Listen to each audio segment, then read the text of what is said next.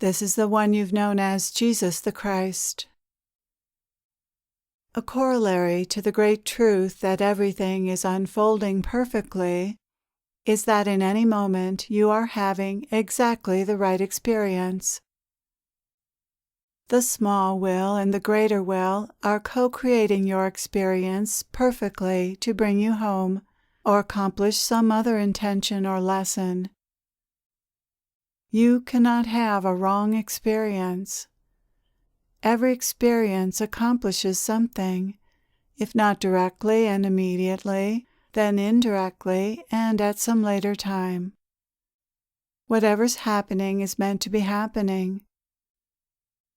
If what's happening is not the direct intention of divine will, then what's happening is the intention of the small will, either your small will or someone else's, and being allowed by divine will for some reason.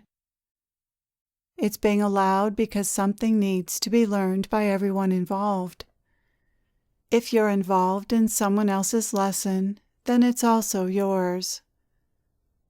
When you see your experience as having been designed for you, then you can begin to realize the truth that everything is an opportunity for growth and for developing love, compassion, wisdom, strength, courage, and other virtues. Life is designed to stretch you, and it does that very well. Not being able to understand why you're experiencing something doesn't mean you shouldn't be experiencing it. People often assume that because some event or experience doesn't make sense to them, that they live in a capricious or even evil universe. This is not the case. The intelligence behind life is neither capricious nor evil, but quite the opposite. The intent of this intelligence is always for evolution and movement toward greater love, peace, understanding, compassion, wisdom, and strength. There are no mistakes and no wrong experiences. Everything you experience is taking you home, and in doing so, making you more loving and wise. For example, if you're feeling a sense of drudgery, then that's the right experience. The sense of drudgery was created by something, some thought. If that's not the experience you want, if it doesn't give you peace and happiness, then find out how you created that experience and create a better one. You are meant to learn to create peace and happiness and to become more loving in life and more loving of life. With the incentive of suffering, everyone eventually succeeds in learning these things. Even the experience of pain in your body is the right experience. Pain draws your attention to something that needs taking care of. It's part of the software that protects you. Or if there's nothing more you can do for the pain, then the pain is meant to be experienced just as it is. Pain is an opportunity to discover the power of your thoughts and feelings to create added suffering, to add insult to injury, as they say. The more stories, worries, and fears you add to the pain, the worse the pain gets. When pain is stripped of such thoughts, it's just a sensation. It's reality showing up as a painful sensation, which is just part of having a body. This is not to deny the existence of terrible pain that sometimes must be endured, but when that is the case, endurance of that pain is what is meant to be, for whatever reason. There are always reasons for experiencing whatever you're experiencing, but you often do not or cannot know what those reasons are. One of the challenges of being human is to have faith that there is always a reason for whatever you're experiencing. Every experience serves your evolution and the evolution of the whole, and that is the reason, although there are almost always many reasons, many ways that an experience serves. Faith in this can eliminate a lot of suffering. "This shouldn't be happening," screams the ego. But what if you really knew that whatever was happening should be happening? What if you met each moment with the realization that this should be happening? How different that would be. It would be a better experience, wouldn't it? Just notice how much better it feels in your body to believe that something should be happening instead of that it shouldn't be happening. How it feels in the body is a clue to what the real truth is. The truth is whatever allows you to feel at peace with life. You are having exactly the right experience also goes for your state of consciousness. Where you are in your spiritual evolution is exactly where you're meant to be.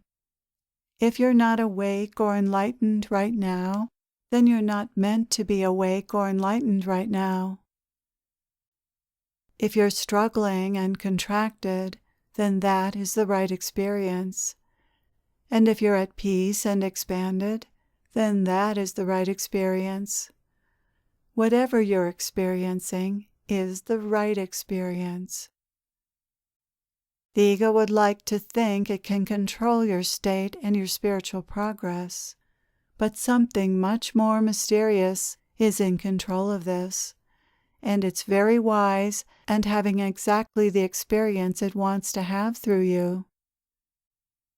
You are co-creating with this mysterious will, but your choices have only so much impact on your spiritual unfoldment.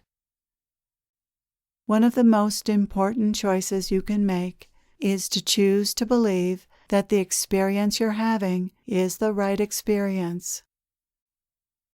When you don't believe this, you're left with the opposite belief, that you shouldn't be having the experience you're having.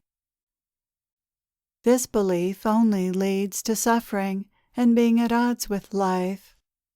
So why wouldn't you choose to believe that the experience you're having is the experience you should be having, even if you weren't sure?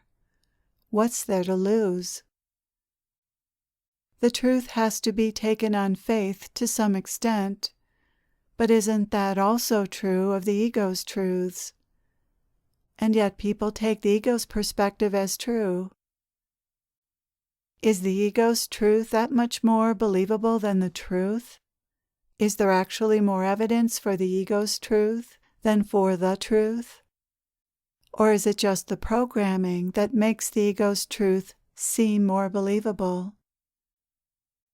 The only way out of the mistaken perceptions and suffering caused by such powerful yet untrue programming is to question the programming and question it again and again, and then replace that faulty programming with truer programming.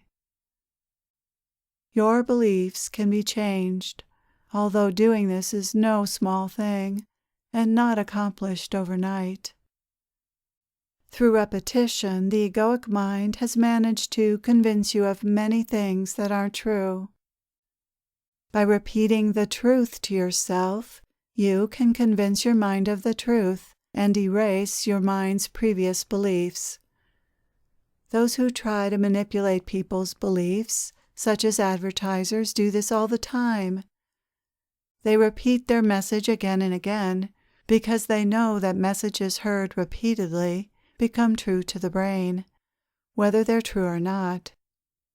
If you hear something often enough, you begin to believe it.